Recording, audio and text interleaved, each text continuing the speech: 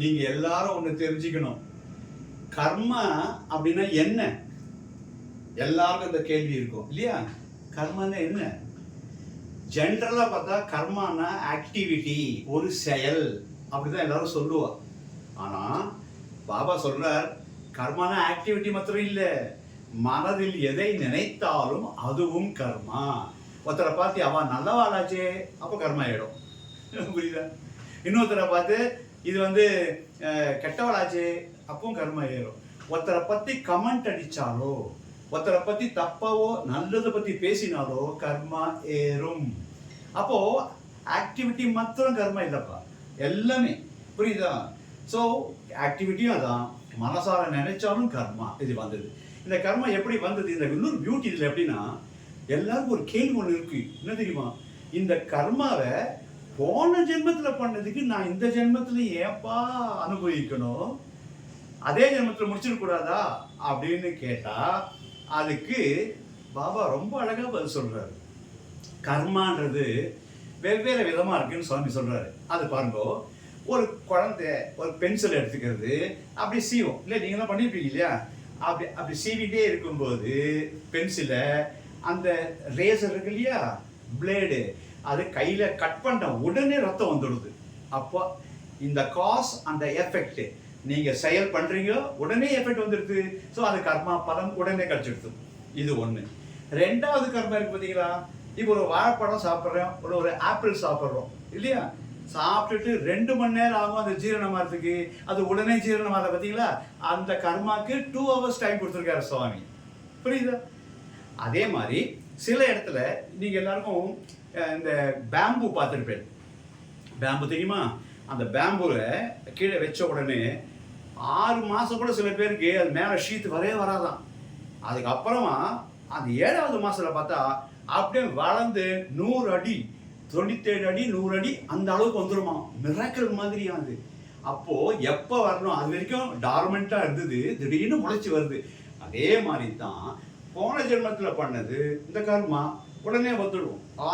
தள்ளி வரும், 1 hourல வரும், ஈவினிங்கில் வரும், சில நாட்கள் கழிச்சு வரும், சில ஜென்மா கழிச்சும் வருதான். இதே மாதிரி தான். ஸோ மாறி மாறி மாறி தான் இருக்கு. எப்படி பிளேடால கட் பண்ணும்போது உடனே வந்துடுது இல்லையா? வாழைப்பழத்தை சாப்பிட்ட உடனே ஜீரணம் அப்புறமா இருது. அதுக்கப்புறமா இதே மாதிரி மாறி மாறி மாறி இருக்கு. இப்போ ஒரு ஸ்கூல்ல படிக்கிறான் ஒரு குழந்தை, 10வது வரைக்கும் படிக்கிறான். அதுக்கப்புறம் படிக்க அவனுக்கு வசதி இல்லை. அப்போ டிசி வாங்க போகும்போது என்ன பண்ணுவா? 1ஆம் கிளாஸ்லேருந்து 10ஆம் கிளாஸ் வரைக்கும் உள்ளது பார்த்தீங்களா? டியூரிங் இஸ் டென்யூர், முதல்லேருந்து 10 வரைக்கும் கான்டாக்ட் சர்டிஃபிகேட் குட் அப்படிதான் போட்டு தருவா. 10ஆம் கிளாஸ் மாத்திரமா போட்டு தருவா? கிடையாது. அதே மாதிரி நம்ம எது பண்ணாலும் இந்த கர்மா ஏறிண்டே போகும். இதுல பல விதமான கர்மாக்கள் இருக்கு. அது ஆச்சரியப்படுவீங்கோ. 5 விதம் சொல்வா, அதில் 3 தான் மெயின். அது 3 என்னன்னு சொல்லிடுறேன். 1 சஞ்சித கர்மா. புரியுதா? சஞ்சிதம்னா மூட்டை. பல ஜென்மமா நம்ம பண்ண பாவ புண்ணியங்களுடைய தொகுப்பு தான் சஞ்சிதம். அது மூட்டைன்னு பேரு. பாவ மூட்டை, அது பிளஸ் நல்லது கூட, புண்ணிய மூட்டை 2 சேர்ந்து ஒரே மூட்டையில் இருக்கும். அது சஞ்சித கர்மான்னு பேரு. 2வது ஆகமிய கர்மா, பிராரப்த கர்மா. இது 3 அவ்வளோ சிறந்தது. இப்போ ஒரு சின்ன எக்ஸாம்பிள் சொல்றேன் அது என்னன்றது அப்போ உங்களுக்கு எல்லாருக்கும் புரிஞ்சிடும். இப்போ உங்களுக்கு ஹார்ட் ஏர்ன்டு மணி ஒரு 1 crore சும்மா நினச்சிக்கோங்களேன். ஒவ்வொருத்தருக்கும் 1 கோடி ரூபாய் இருக்கு. பல விதமாக ஹார்ட் வேர்வை சிந்தி அப்படியே வச்சிருக்கீங்க பேங்க்ல. எவ்வளோ 1 கோடி ரூபாய். அந்த 1 கோடி ரூபாய் பேங்க்ல இருக்கா? இப்போ இந்த மாசத்துக்கு செலவுக்கு என்ன பண்றது? எப்படி இருக்கிறது? ஒரு 10,000 ரூபாய் இல்லை 25,000 ரூபாய், ஒரு 50,000 ரூபாய் எடுத்துன்னு வர 50 வச்சுக்கோங்க. எல்லாம் எடுத்துன்னு வரல, பேங்க்ல இருக்கு. இப்போ எடுத்துன்னு வந்தீங்களே, இப்போ அங்கேருந்து எடுத்துன்னு வந்துதான் இது பிராரப்த கர்மான்னு பேரு. எடுத்துன்னு வந்தது எவ்வளோ? 25,000 இல்லை 50,000 வச்சுக்கோங்க. அதுதான் பிராரப்தம் செலவு பண்றதுக்கு. ஆனா நீங்க என்ன பண்ணீங்கன்னா 40,000த்துல முடிச்சிடுறீங்க அந்த மாசம் செலவு எல்லாத்தையுமே. மீதி 10,000 ரூபாய் ஒரு பேங்க்ல போட்டு இன்ட்ரெஸ்ட் வருது இல்லையா? அதுலேருந்து வந்த இன்ட்ரெஸ்ட், இதுதான் ஆகமிய கர்மான்னு பேரு. இது எவ்வளவு நல்லா இருக்கு. ஒரு ஞானியானவன் என்ன பண்ணுவான்னாக்க, டமான்னு பார்த்தீங்கன்னா அதாவது சஞ்சித கர்மா மூட்டை சொன்னேன் இல்லையா, அதையும் அந்த பிராரப்த கர்மாவையும் எரிச்சிடுவான். ஆகமிய கர்மா யாராலையும் தொட முடியாது, இன்க்ளூடிங் அந்த சோ கால்டு பகவானால கூட தொட முடியாது. இது ஒவ்வொருத்தருக்கும் தனித்தனி அக்கௌண்ட். அப்பா பண்ணி பையனுக்கு புண்ணியம் அதெல்லாம் கிடையவே கிடையாது. ஒவ்வொருத்தருக்கும் தனி லெட்ஜர் இருக்கு இல்லையா, தனித்தனி பேஜ்.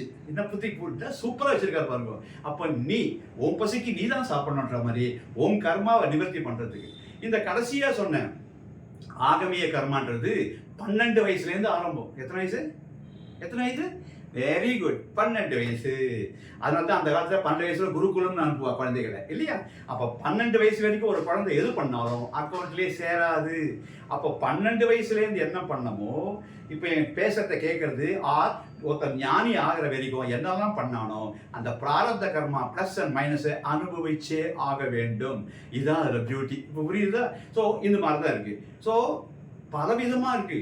நிஷ்காமிய கர்மா, நைஷ்காமிய கர்மாலாம் இருக்கு. அதெல்லாம் தெரிஞ்சுக்க வேண்டாம். இந்த 3 கர்மா தெரிஞ்சாலே நம்ம வெளில வந்துடலாம். ஸோ திருப்பியும் சொல்றேன், மறுபடியும் என்ன சொல்றேன், கர்மாலேருந்து வெளில வரணும்னா நீங்க ஞானி ஆக வேண்டும். ஞானி ஆனாக்க உங்களுக்கு கர்மா ஏறாது. ஏன்? டூயர்ஷிப் கிடையாது. நம்ம பண்ணல, பகவான் பண்றாரு, நம்ம பண்ணல. அப்போ பகவானுக்கு கர்மா ஏறாது, அதனால நம்மளுக்கு கர்மா ஏறாது. இருக்கிற கர்மா அந்த பேலன்ஸ் சொன்ன இல்லையா, 12 வயசுலேருந்து நம்ம பண்ணமே, அந்த ஆகமிய கர்மாவை அனுபவிச்சுட்டு பகவான் கிட்ட போய் சேர வேண்டியதுதான். இது ரொம்ப ரொம்ப சிம்பிள்.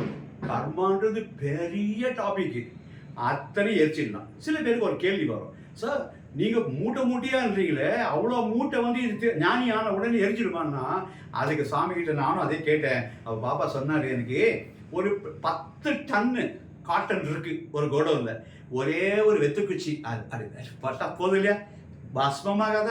அதே மாதிரி ஞானி ஆன உடனே எல்லா கர்மாவும் நில்லாயி 0 பேலன்ஸ்ல வந்துடுது. இதுதான் சொல்ல போனா 0 பேலன்ஸ். புத்த பகவான் சொன்னாரு, 0 நிர்வாணம், ஒன்றும் இல்லை, சூன்யம் அப்படின்னாரு. சூன்யம் என்னது? ஒன்றும் கிடையாது. சில பேர் சொல்லுவாங்க, ஈரோடு மாவட்டத்திலாம் பார்த்தீங்கன்னா சொல்லுவாங்க ஒரு வார்த்தையை, என்னது, போடா வெங்காயம்னுவாங்க. கேள்விப்பட்டிருக்கீங்களா? ஈரோடு நீங்க, அதை தெரியுது. ஸோ பூரா காலி, வெங்காயத்தை உரிக்க தோல் உரிக்க ஒண்ணுமே இல்லை பாருங்க. அதே மாதிரி நம்ம ஒண்ணுமே இல்லைன்னு தெரியுது தான். புரியுதா? வெரி குட், நல்ல கை தட்டுறா பாருங்க அந்த பையன், சூப்பர். இவ்வளவுதான் கர்மா பத்தி ஷார்ட்டா இது தெரிஞ்சாலே போதும். அது பெரிய விளக்கங்கள்லாம் இருக்கு, வேண்டாம். இது ரொம்ப சிம்பிள். இது எல்லாருக்கும், உலகத்துக்கு எல்லாருக்கும் தேவை. அது சாமி அழகா சொல்லியிருக்காரு. சாய்ராம்.